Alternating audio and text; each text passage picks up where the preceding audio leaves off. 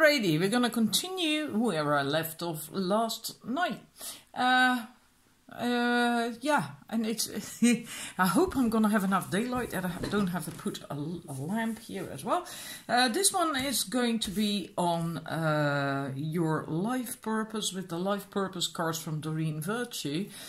Now, please don't mistake your life purpose for what you should do as work. It could be the same, doesn't have to be. If it could be, you know, and if you could work and that do what your life purpose is, that would of course be great. But sometimes it's just not. Right, but we're going to have a look at that. There's going to be 4 cards, but they don't all fit on here. So you can choose the lavender for numbers 1 or the Hawaii card for numbers 2.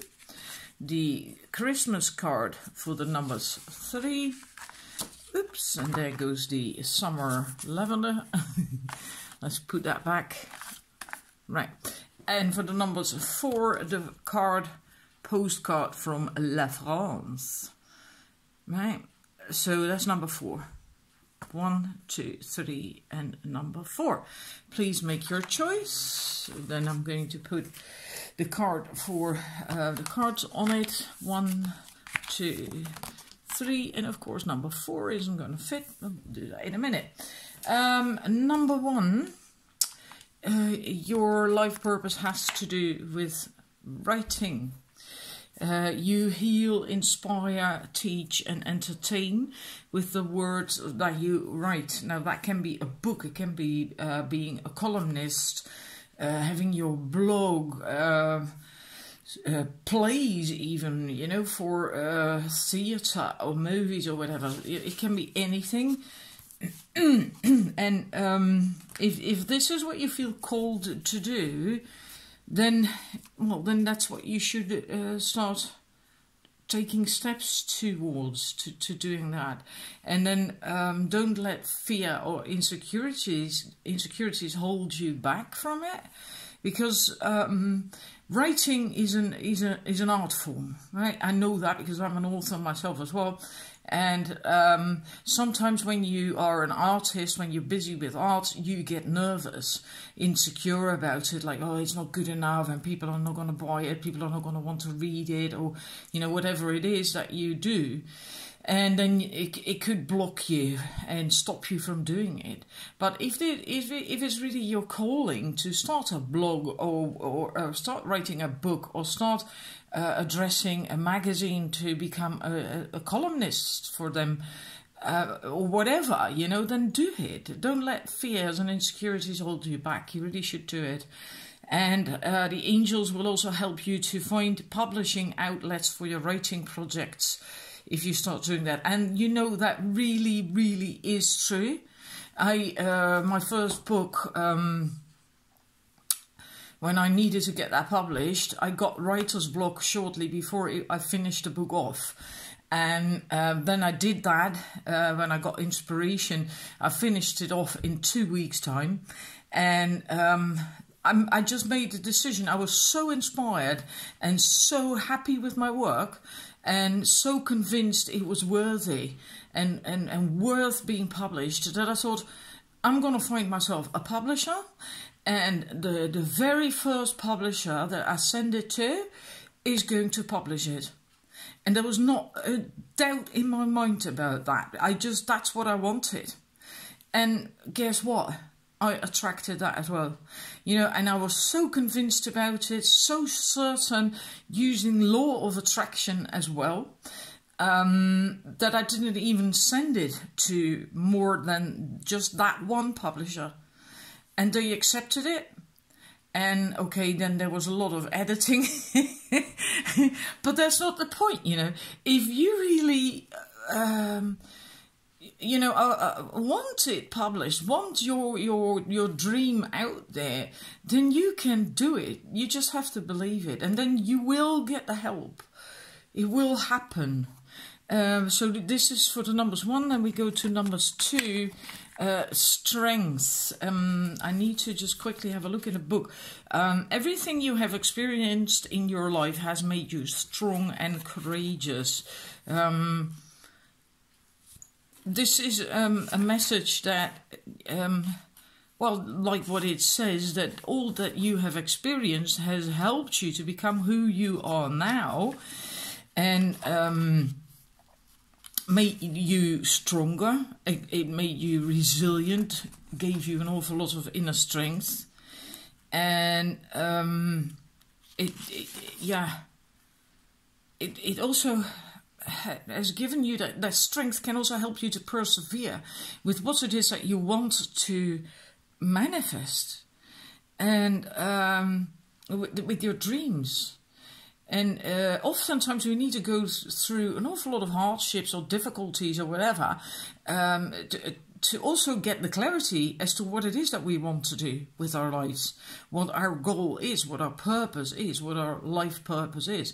Sometimes that's just not clear, and then you have to go through all kinds of different things and different jobs and different situations, sometimes difficult shit as well, to then find out. And if you now know or have at least a vague feeling as to what it should be, then the message is with this that you should just go for it. Really just go for it. Even if you're not completely certain if it's the steps you want to take or should take or have to take or what feel you must take, whatever, are the right steps or whatever. It doesn't really matter.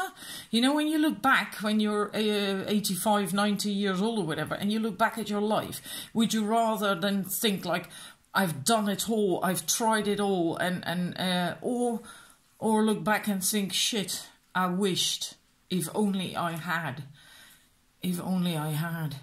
Because you played it safe. Don't play it safe, you know. It's also normal, that's what it says with the message as well, normal human nature, and that is true, to shy away from new things, from change, basically. Here in the book it says shy away from projects that we perceive to be difficult, because that brings up fear of failure. That is true, but we are also afraid of change. That's the ego. That's the ego. It wants to keep everything the same.